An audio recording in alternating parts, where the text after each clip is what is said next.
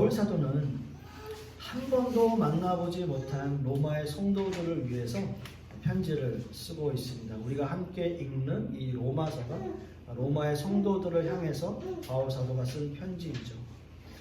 비교적 장황한 인사말을 했는데 그것은 아마도 너무나 그 로마의 성도들이 보고 싶어서 그들을 향한 어떤 애정 표현이 아니었을까라는 생각을 해보고요. 그리고 나서 로마를 방문하고 싶다. 내가 꼭 로마를 방문해서 우리 성도님들의 얼굴을 좀 보고 싶다. 이렇게 이야기하고 있습니다. 그래서 그러면서 그 로마의 성도들이 얼마나 믿음 안에서 그들이 신앙을 지키기 위해서 노력하고 있는가라는 거에 대해서 또 감사 표시를 하기도 하죠. 그러나 이런 상황에도 불구하고 이런 장황한 인사말에도 불구하고 로마서 1장 18절에서부터 시작해서 로마서 3장 20절에 이르기까지 바울 사도는 모든 사람들을 하나하나 고발하고 있는 거죠.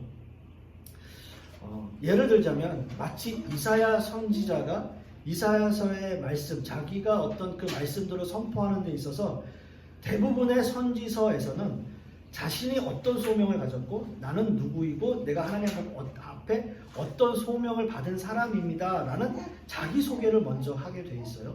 근데 이사야서에서는 자기의 소명을 먼저 하지 않고 그 자기의 소명을 차치하고 그 시작부터 이스라엘을 정신없이 고발하는 그러한 이사야 선지자의 모습을 우리는 보았습니다. 그래서 이렇게 이야기를 해요. 하늘이여 들으라, 땅이여 귀를 기울이라. 여호와께서 말씀하시기를 내가 자식을 양육하였거늘 그들이 나를 거역하였고 슬프다 범죄한 나라여 허물을 잊은 백성이요 행악의 종자여 행위가 부패한 자식이로다. 이렇게 이야기를 하는 거예요. 자기의 민족들을 향해서 이렇게 너희들이 부패했고 너희들이 너무나 행악한 자들이다 라고 이야기를 하는 겁니다. 이사야서의 그 말씀을 보면 자신들의 백성들을 향해서 얼마나 냉혹하게 냉철하게 그들을 비판하고 그 이스라엘 민족들을 고발하고 있는지 우리는 그 말씀을 통해서 볼 수 있는 거죠. 로마서도 마찬가지예요. 먼저는 하나님을 찾으려 하지 않는 그 세상 사람들을 먼저 고발했고요. 그들의 마음에 하나님 두기를 싫어하는 사람들, 그 세상 사람들은 모든 불의와 추악과 탐욕과 악의가 가득했고 시기하고 살인하고 분쟁하고 사기가 있고 악독이 가득한 사람들이다라고 그들을 고발해요. 그렇다면 하나님의 선택을 받고 하나님의 말씀을 받고 하나님의 자녀로 인정받은 그 유대인들은 괜찮았나요? 아니에요.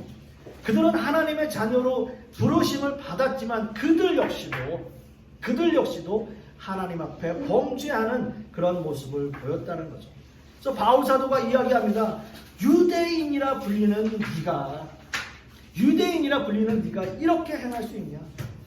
너희들이 정말 유대인이라면, 진정한 유대인이라면 너희의 속 사람까지도, 너희의 뼛속까지도 진정한 유대인이어야 한다라고 이야기를 합니다. 그래서 결국 바울 사도는 이렇게 최후 변론을 하게 되죠. 지난주에 우리가 함께 말씀을 나누었던 것처럼 의인은 없나니 하나도 없도다라는 변론을 하게 돼요. 그렇습니다, 여러분. 의인은 없어요. 한 사람도 의인은 없습니다. 오직 하나님께서 의롭다라고 칭해 주시는 거예요. 지금까지 장황하게 모든 인류의 죄악은 낱낱이 드러났고요. 바울 사도에 의해서 고발되었습니다. 그리고 최종적으로 판결이 내려져요. 결과는 뭘까요? 결과는요, 사형이에요. 결과는 사형이에요. 하나님을 믿지 않고 하나님을 두려워하지 않는 그 모든 인간들에게 내려진 판결은 사형입니다. 여러분 그런 상상 또는 여러 가지 영화나 이런 드라마를 통해서 여러분 그런 거 보셨을 거예요. 정말 악랄한 죄를 짓고 법정에 서 있는 피고에게 판결이 내려집니다. 그 피고의 죄는 어떻고 그 죄가 심히 무겁고 절대 교화할 수 없는 죄를 저질렀기 때문에 피고인을 사형에 처한다. 그런 판결이 내려지죠. 하나님을 믿지 않았다면, 하나님께서 우리를 자녀 삼아주시지 않았다면 모든 사람들에게 내려질 수밖에 없는 판결이에요. 하나님을 만나지 못했을 때, 하나님의 은혜를 경험하지 못했을 때 바로 우리의 상태이고 우리의 모습이기도 합니다. 우리는 이미 사형 언도를 받은 사람들이었다라고 해도 과언이 아닙니다. 그런데 여러분, 이렇게 끝이 나면 너무나 아쉽잖아요. 이렇게 끝이 나면 너무 허무하잖아요. 그래서 반전이 있어요. 이렇게 끝나면 안 돼요. 바울 사도는 오늘 본문을 통해서 아주 중요한 메시지를 우리에게 선포하고 있습니다. 그리고 오늘 본문에서 아주 중요한 단어가 하나 빠져 있어요. 제가 성경을 보면서 늘 여러분들에게 주장하고 강조해왔던 말씀이 있어요. 그건 뭐냐면 문장마다 이어지는, 그 단락마다 이어지는 접속사는 너무나 중요합니다 라는 말씀을 여러분들에게 항상 드립니다. 그래서 오늘 본문에는 21절 말씀에 다시 한번 보시면 이제는 율법 외에 라고 이제 말씀들이 쭉 이어지는데, 그 앞에 원문에는 그러나 라고 하는 접속사가 빠져 있습니다. 그러나 이제는 이렇게 시작되는 거예요. 그래서 여러분들께 여러 번 말씀을 드렸지만 그러나 또는 그리고 그러면 그런즉 이런 접속사들은 앞문장과 뒷문장의 문맥을 이어주는 아주 중요한 역할을 하고 있습니다. 그럼 이런 질문 한번 드려볼게요. 아주 쉬운 질문이지만, 그리고 오늘 말씀에서 그리고 이제는 이렇게 접속사가 앞에 이어진다면 그 내용이 그 앞과 이어지는 겁니까? 반대되는 겁니까? 그리고 이제는 이어지잖아요, 그죠? 앞문장과 이어지는 거잖아요. 그러니까 앞문장의 내용들을 다 받아서 그리고 이제는 이렇게 된다라는 거죠. 그러면 반대로 그러나 앞문장이 쭉 이어졌고 그러나 이제는 이라고 하는 접속사가 앞에 이어졌다면, 붙여졌다면 어떤 의미일까요? 반전이죠. 뭔가 반대되는 의미를 가지고 있는 거죠. 오늘 본문에서 그러나 라고 하는 접속사는 앞 문장의 모든 것들에 대한 반전의 내용입니다. 제가 설명드렸듯이 로마서 1장 18절에서 로마서 3장 20절에 이르기까지 바울 사도가 고발한 그 모든 내용을 담고 있는 그러나예요. 모든 사람들을 다 고발했지만, 그래서 그들에게 다 사형 언도가 내려질 수밖에 없지만, 그러나 뭔가 다르다는 거죠. 그러나 뭔가 반전이 있다는 거죠. 그 그러나를 통해서 뭔가 인생이 바뀌는 중요한 포인트가 거기에 존재하고 있다라고 하는 거예요. 그러나 이제는 뭔가 아니라는 거죠. 왜일까요? 왜 우리의 사형 언도가 사면되어졌을까요? 왜 죽을 수밖에 없는 우리의 존재가 영원히 사는 존재가 되었을까요?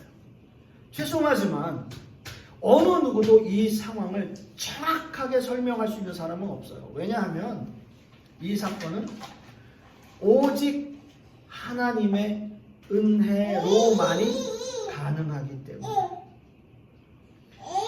이 하나님의 은혜 때문에 우리에게 그러나라고 하는 접속사가 붙게 되는 거예요. 우리 인생에 그러나라고 하는 접속사가 붙게 되어져요. 세상에서 죽을 수밖에 없어요. 세상에서 멸망받을 수밖에 없는 존재예요. 우리의 목구멍은 열린 무덤이고요. 우리의 혀로는 속임을 말하고, 우리의 입술에는 독사의 독이 가득하고, 우리의 발은 피를 흘리는데 빠른 사람들. 그러나 이런 존재였던 우리에게 예수 그리스도의 그 보혈의 피로 우리를 속량하신 그 사함 때문에, 그 은혜 때문에 그러나라고 하는 접속사가 우리의 인생에, 우리의 존재에 붙게 되는 거죠. 여러분, 이게 복음이에요. 이게 복음이에요. 그 다른 거 어떤 거 다 소용없어요. 이게 복음이에요. 그리고 우리에게 이것이 기쁜 소식이에요. Good news. 복음이에요. 복음.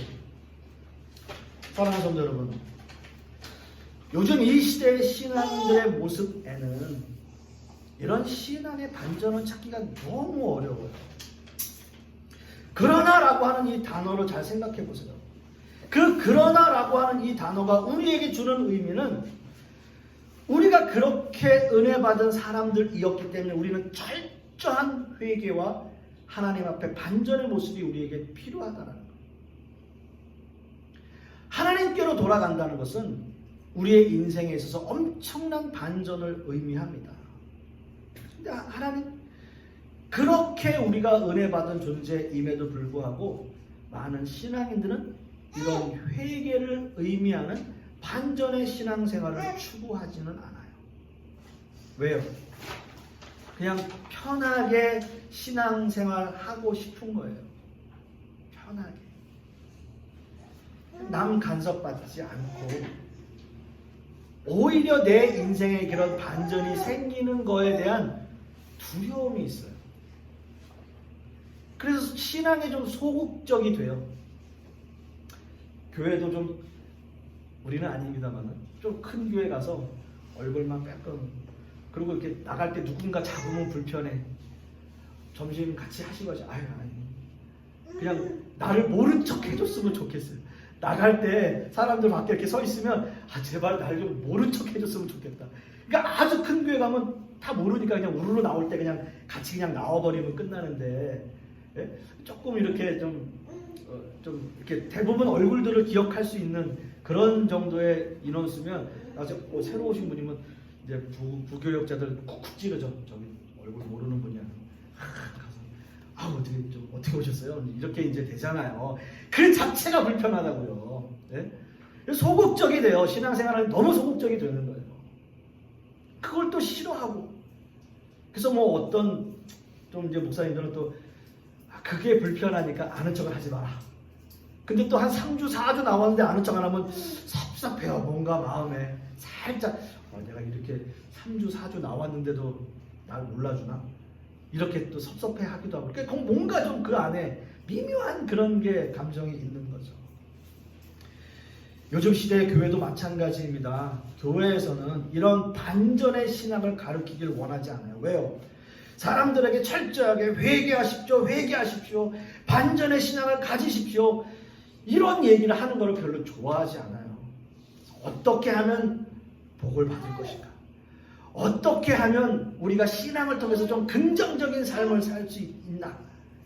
어떻게 하면 우리가 좀 하나님의 축복을 받을 것인가? 이런 것만 이야기하는 것이, 그래서 성도들의 귀를 즐겁게 하는 것이 좋다고 생각하는 거예요. 교회들이 그럽니다. 뭐 다 그런 건 아니겠죠. 여러분, 성경은 우리에게 어떤 한쪽 면만 강조하거나 가르치지 않아요. 물론 긍정적인 마음으로 세상을 살아야 되겠죠. 마음이 그래야 되겠죠. 물론 기쁘고 즐겁게 신앙생활을 해야 되겠죠. 물론 하나님께 복 받아야 되겠죠. 하지만 그 전에 우리의 신앙의 모습이 어떤가? 하나님 앞에 나의 죄를 철저히 회개하고 하나님 앞에 완전한 모습으로 돌아서지 않는다면, 그렇다면, 그래서 그러나의 경험을, 우리가 그 반전의 신앙의 경험을 하지 않는다면 그런 축복을 받은들 우리가 뭐가 그렇게 대단한 신앙생활을 하겠어요? 우리가 한 가지 더 생각해 보아야 할 것이 있어요. 우리는 하나님 앞에 죄를 지은 죄인이었습니다. 바울 사도의 고발처럼 우리는 다 사형 언도를 받고 죽을 수밖에 없는 죄인이었어요. 그런데 왜 우리를 사해 주셨을까요? 왜 우리를 의롭다 하셨고 왜 우리의 신앙에 반전을 허락하실까요? 여러분들에게 말씀드렸듯이 이 모든 것들은 다 그냥 하나님의 은혜예요. 그래서 말씀에도 이렇게 기록합니다. 그리스도 예수 안에 있는 속량으로 말미암아 하나님의 은혜로 값없이 의롭다 하심을 얻은 자 되었다. 값없이 의롭다 하심을 얻은 자 되었다는 거예요. 값이 없어요. 하나님께서 그렇게 하신 거예요. 하나님께서 우리를 인도하시고 하나님께서 우리에게 은혜를 주셨기 때문에 죽을 수밖에 없는 존재에서 사는 존재가 된 거예요. 이런 예 한번 들어드릴까요? 미국에서 1986년, 그러니까 제가 1999년에 미국을 갔는데 제가 알고 있는 그분도 요때 오신 거예요. 1986년에 미국에 대사면이 있었어요. 모르겠어요. 이때 당시에 그 옛날에 부시 대통령이었던 것 같은데 정확하게 기억이 안 나는데 이 사면은 1986년도에 대사면이었는데 1982년 이전에 미국에 들어왔지만 어떤 합법적인 방법이 아닌 그 어떤 방법으로 들어왔더라도 묻지도 따지지도 않고 무조건 합법적인 신분을 허락하는 대사면법이었었어요. 1986년에 그런 대사면법이 있었어요. 그러니까 어떤 상황이라도 상관없어요. 1982년 이전에만 들어오면 되는 거였어요. 그것을 증명하는 게 이제 중요한 포인트겠죠. 그러면 예를 들어서 그런 합법적인 신분이 아니었더라도 내가 이 집에 렌트를 했다라든지 아니면은 뭐 누군가에게 편지를 받았다든지. 그래서 제가 아는 분은 그 편지를 위조해 주는 사람이 있어요. 그 편지를 어떻게 위조를 하냐. 그럼 그거를 막 몇 년 전에 뭐 예를 들어서 한 10년 전에 받은 편지처럼 해야 되잖아요. 근데 그분의 설명을 들을 때 제가 그 종이에다가 위에다가 대나무 같은 거를 이렇게 펼쳐놓고 스프레이 같은 거 물을 이렇게 뿌리면 약간 누렇게 변하잖아요. 그 종이가. 그러면 거기에다가 글씨를 써가지고 그 이제 우편 그게 또 찍혀야 되잖아요. 그것도 다 위조하는 사람들이 있대요. 그래가지고 그거를 받아서 사실 그분은 1986년도에 관광으로 들어왔는데 대사면이 있다라는 얘기를 듣고 그러면 내가 어떻게 82년도에 들어온 걸로 할 수 있을까? 그거를 이제 그런 브로커들을 문의를 하니까 그러면 편지를 한 장 받읍시다. 이래가지고 그 편지를 그렇게 이제 누렇게 하고 직인을 이렇게 어떻게 이제 옛날 그 직인을 찍고 해서 정말 사면을 받았어요. 그분은. 그래서 이제 합법적인 신분으로 사시는 거예요. 그런데 너무나 웃기게도 이 사면으로 그때 당시에 300만 명 이상의 사람들이 혜택을 받았는데 이런 상황에서도 믿질 못하는 거예요. 말이 되냐? 무슨 묻지도 따지지도 않는 그런 대사면이 세상에 어딨냐? 라고 해서 그 혜택을 아예 안 받은 사람들이 있어요. 그 사람들은 끝까지 그렇게 그냥 사는 거였었어요. 믿질 않는 거예요. 그 나라에서 대통령 법으로 대사면을 줍니다 라고 얘기를 했는데도 믿질 않는 거예요. 미국 정부를 믿지 못하는 거예요. 이러다가 잡혀가겠지. 그래서 우리나라로 추방되겠지. 이런 생각을 한 사람들은 구제를 못 받는 거예요. 인생에 반전이 있을 수 있는 그 상황을 못 믿고 그렇게 돼버렸어요. 오늘 22절 말씀 한번 보세요. 곧 예수 그리스도를 믿음으로 말미암아 모든 믿는 자에게 미치는 하나님의 의인이 어떻게 됐다고요? 차별이 없다고요. 차별이 없다고요. 모든 인류를 구원하시는 하나님의 방법이지만 예수님을 믿어야 된다는 전제가 있어요. 이 믿음은 반전을 의미하고 바로 그러나의 신앙을 의미하는 거예요. 세상에서 죽었던 나의 영혼을 살리기 위해서 하나님의 독생자 아들을 이 땅에 보내셨고 그 독생자 아들이 십자가의 죽으심으로 내 영혼이 구원받고 내가 하나님의 자녀가 된다라는 그 믿음, 예수 그리스도를 믿는 그 믿음이 있어야 우리의 반전의 신앙이 이루어지는 거예요. 믿어야 되는 거예요. 믿어야 되는 거예요. 그게 은혜이고요. 그 은혜 가운데 사는 사람이야말로 반전의 신앙을 경험할 수 있는 거죠. 사랑하는 성도 여러분, 하나님의 은혜가 우리에게 값없이 주어졌지만 그 은혜가 그렇게 값어치가 없는 게 아니에요. 그냥 그런 거 받아도 되고 안 받아도 되는 것 아닙니다. 그 은혜를 경험하지 못하면